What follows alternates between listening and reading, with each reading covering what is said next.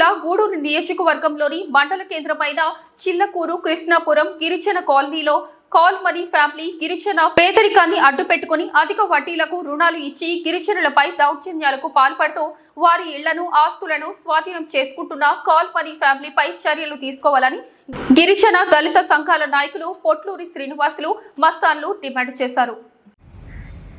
నా పేరు పొట్లూరి శ్రీనివాసులు. పద్మభూషణ్ శ్రీ వెన్నగంటి రాఘవయ్య మెమోరియల్ ఆంధ్ర రాష్ట్ర గిరిజన సేవా సంఘం రాష్ట్ర అధ్యక్షుడిని. చిల్లకూరు మండలం కృష్ణాపురం గిరిజన కాలనీలో కొమ్మరిగిరి సీతారామమ్మ భర్త పేరు చంచయ్య, ఆయన లేట్, ఆయన చనిపోయారు. ఆమె బెల్లంకొండ సౌమ్య దగ్గర 50,000 రూపాయలు అప్పు తీసుకుంది. 2024 తీసుకుంది ఆమె. ఆ 2024 తీసుకున్న తర్వాత 2025లో ఆమె డబ్బు కట్టాలని చెప్పాలనే డబ్బుకి దాన్ని 9 లక్షలు మీరు కట్టాలని చెప్పానని ఆమె చెప్పింది. అది కట్టకుండా ఉంటే మీ ఇల్లు నేను స్వాధీనం చేసుకుంటాను అని చెప్పి ఆమెను బెదిరించడం ఇవన్నీ జరిగినాయి. దాని మీదట సీతారామ పోలీస్ స్టేషన్లో కేసు ఇస్తే ఆ ఎస్ఐ గారు తీసుకోవాలి. కనీసం మేము వెళ్ళి అడిగాము ఎస్ఐ గారిని, అయ్యా 24లో ఆమె అప్పు తీసుకుంది 50,000, దానికి 9 లక్షలు వడ్డీ ఎలా అయింది, ఏ లెక్క వడ్డీ ఎట్లా, ఏ లెక్కన అని చెప్పానని అడిగితే, ఆడపిల్లండి ఆ డబ్బులు ఆమె కదా, మీ కాదు కదా డబ్బులు, ఆ బాధితులు ఆమె ఆవిడ ఆడపిల్ల ఎక్కడ పోద్ది అని చెప్పిన మాట ఎస్ఐ గారు మాట్లాడుతున్నారు. ఓకే, ఆమె ఆడపిల్లే. అయితే మేము అడిగింది ఏంటంటే 9 లక్షల వడ్డీ ఎట్లా అయింది. అదే మాట ఎస్ఐ గారు ఆమె అడగల, ఈమెను అడుగుతున్నాడు, సీతారామన్ అడుగుతున్నాడు. అప్పు తీసుకున్నప్పుడు ఎంత వడ్డీ అని పర్లేదు అని చెప్పి తీసుకుంటారు. వచ్చేటప్పుడు తీర్చాల్సిన పరిస్థితి వచ్చినప్పుడు మాత్రం 10 మంది వస్తారు, ఎంత వడ్డీ అయింది అది అని చెప్పానని. ఈ విధంగా ఆమెకు సపోర్ట్ చేస్తూ ఎస్ఐ ఆమెకు సపోర్ట్ చేస్తున్నాడు. అసలు ఆయన ఆ అమ్మాయి మీద, ఒక గిరిజన మహిళని ఈ విధంగా మోసం చేసి అన్యాయంగా 9 లక్షల వడ్డీ చేసిన ఆమె మీద ఎస్సీ ఎస్టీ అట్రాసిటీ కేసు కట్టాలి. అది కట్టకుండా ఇది సివిల్ కేసు అండి అంటాడు ఆయన. ఏంది సివిల్ కేసు? ఇంట్లోంచి ఖాళీ చేయకుండా ఉంటే, ఇంట్లో మీరు ఖాళీ చేయకుండా ఉంటే మీ ప్రాణం తీసేస్తామని చెప్పానని ప్రాణ రక్షణ గురించి ఆమె వెళ్ళింది. ప్రాణ రక్షణ అడిగితే ఇది సివిల్ కేసు అంటాడు ఎస్ఐ గారు. ఏంటి సివిల్ కేసు ఏంది? నా ప్రాణాలు తీస్తున్నారు, వాళ్ళు ఇల్లు ఖాళీ చేయమంటున్నారు, మా ఇళ్ళ మీదకి వచ్చి రాత్రులు బెదిరిస్తున్నారని చెప్పినారు అన్నప్పుడు దాని మీద కేసు కట్టకుండా ఇది సివిల్ కేసు అంటే దాని అర్థం ఏంది? ఆమె ఒకవేళ మహిళా కానిస్టేబుల్ అంటారు, మహిళా కానిస్టేబుల్ మీరు ఏ విధంగా కూడా సహాయం చేయాలంటే చేసుకోండి కాదంటా. అట్లీస్ట్ ఒక మాట, అమ్మ 9 లక్షలు ఎట్లా ఏ లెక్క ఇంట్రెస్ట్ అయిందని చెప్పండి. ఆమె ఈ 50,000 ఇచ్చి 3 కాగితాల మీద సంతకం పెట్టించుకున్నాను. వీళ్ళు అమాయకులు, గిరిజనులు అమాయకులు, ఈ సంతకాలు పెట్టేసింది, నువ్వు ఒప్పలంటారు. సరే, దాన్ని దొంగ రిజిస్ట్రేషన్ చేయించింది.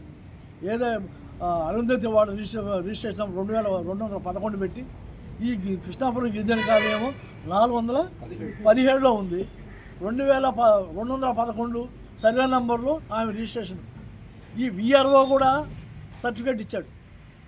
ఇక్కడ అధికారులు అనధికారులు అందరూ కలుసుకొని యానాదుల్ని ముంచాలా, వాళ్ళని నాశనం చేయాలని చెప్పిన ఆలోచనతో ఉన్నారు తప్పితే, ఒరే వాళ్ళ అమాయకులు. సరే మేము కాదంట, డబ్బులు ఆమె ఒప్పుకుంటా ఉంది, డబ్బులు కడతానని చెప్పి అంటుంది.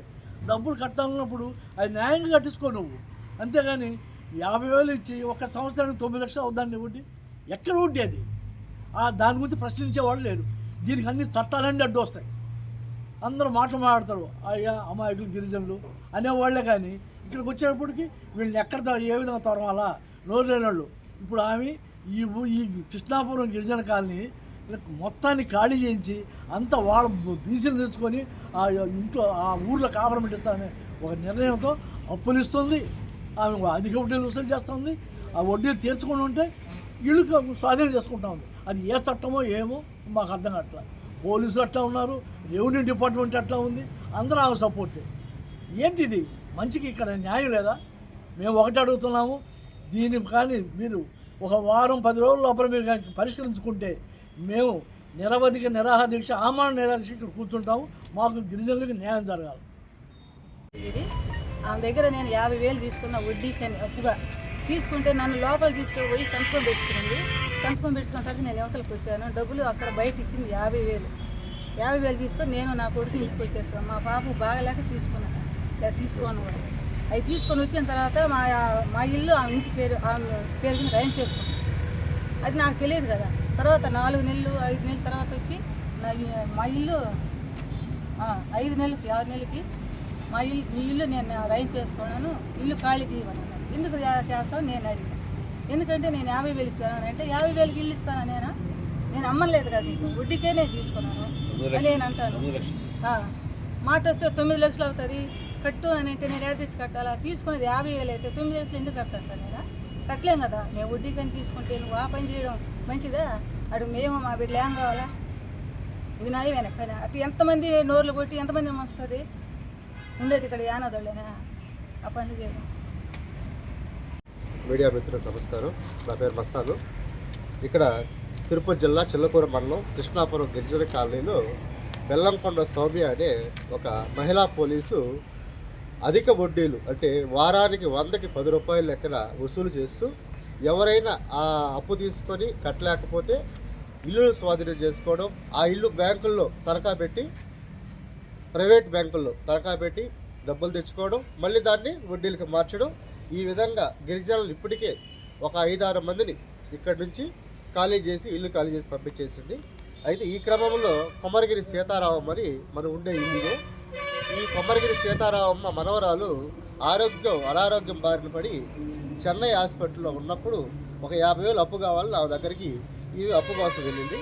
వెళ్ళిన క్రమంలో ఇవి మీరు యానాదోళ్ళు మిమ్మల్ని మేము ఎలా నమ్మాము, మీరు రిజిస్టర్ ఆఫీస్ కాడికి వచ్చి అనుమాన పత్రంగా రాసిస్తే మీకు 50,000 అప్పిస్తానని వీళ్ళకి నమ్మబలికింది. ఈ క్రమంలో ఒక లైసెన్స్ సర్వేరు అంటే లైసెన్స్ అయిపోయిన ఒక సర్వేర్ దగ్గర ఈ సర్వే నంబర్ కాకుండా చిల్లకూరు అరుంధతివాడకు సంబంధించి 211 అనే సర్వే నంబర్ని సృష్టించుకుని ఇదే హద్దులు ఏర్పరచుకొని ఆయన దగ్గర తీసుకొని ఒక ఈఆర్ఓ దగ్గర లెటర్ తీసుకొని వీళ్ళు పోయేటప్పటికే అక్కడ ఉండేటువంటి డాక్యుమెంట్ రైటర్ పిండి శ్రీనివాసులు అనే దగ్గర సాక్షిగా ఏర్పాటు చేసుకొని ఈ పోయిన ఒక 10 నిమిషాల్లో రిజిస్టర్ అయిపోయే విధంగా ఏర్పాటు చేసుకొని ఈఏ హద్దులు పెట్టుకొని 211 సర్వే నంబర్ వేసుకొని రిజిస్టర్ చేసుకున్నారు. ఈ అయిపోయిన తర్వాత ఒక 6 నెలలు సైలెంట్గా ఉండి 6 నెలల తర్వాత మీరు నాకు ఇల్లు రాయిచ్చేశారు, ఈ ఇల్లు ఖాళీ చేయకపోతే మిమ్మల్ని వేరే విధంగా మా వాళ్ళు నెల్లూరులో ఉన్నారు, వాళ్ళు వచ్చి మిమ్మల్ని చంపేస్తారని బెదిరించడం జరిగింది. ఈ క్రమంలో ఈ బాధితులు భయపడిపోయి వాళ్ళ బంధువులు ఉన్న కొంతమందిని తీసుకొని పోయి పోలీస్ స్టేషన్లో కంప్లైంట్ ఇవ్వడం జరిగింది. మాకు ప్రాణరక్షణ కల్పించండి, మేము మమ్మల్ని చంపేస్తామని ఫలానా బెల్లంకొండ సౌమ్య అనే మహిళా పోలీసు బెదిరిస్తూ ఉంది, మాకు ప్రాణరక్షణ కల్పించమని పోలీసుల దగ్గరికి వెళ్ళింది. పోలీసులు ఈ క్రమంలో మహిళా పోలీసుని విచారించకుండానే ఈమె తీసుకున్న 50,000కి ఆమె 9 లక్షలు ఇంట్రెస్ట్ అయిందని చెప్తుంటే దాన్నే నమ్మి ఎంతసేపు బాధితులనే బెదిరించే ప్రయత్నం చేశారే కానీ ఒక్కసారి కూడా ఆ మహిళా పోలీసు మీద చర్యలు తీసుకున్న పాపాలు పోలేదు. ఎవరైనా గట్టిగా సంఘాల ద్వారా ప్రశ్నిస్తే ఇది సివిల్ మ్యాటర్ అని పోలీసులు ఎస్పీ గారిని కూడా తప్పుదోవ పట్టించే ప్రయత్నం చేస్తూ ఉన్నారు. ఇది సివిల్ మ్యాటర్ కాదండి, ఇది తప్పుడు రిజిస్ట్రేషన్ చేసుకొని గిరిజనులు మోసం చేస్తూ గిరిజనుల్ని ఇబ్బంది పెడుతూ గిరిజనుల ప్రాణాల రక్షణ లేకుండా చేస్తున్న ఇక్కడ మహిళా పోలీసు సౌమ్య మీద ఈ విధంగా చర్యలు తీసుకొని ఆమెను సస్పెండ్ చేయాల్సిన అవసరం పోలీసు శాఖ ఎంతైనా ఉంది. ఇక్కడ బడుగు బలహీన వర్గాలు ఎవరైనా ఉండి మేము బతుకుతున్నామంటే ఈ పోలీస్ శాఖ మీద నమ్మకం ద్వారానే బతుకుతా ఉన్నాం. అలాంటి పోలీస్ శాఖే మమ్మల్ని ఇబ్బందులకు గురి చేస్తూ ఉంది.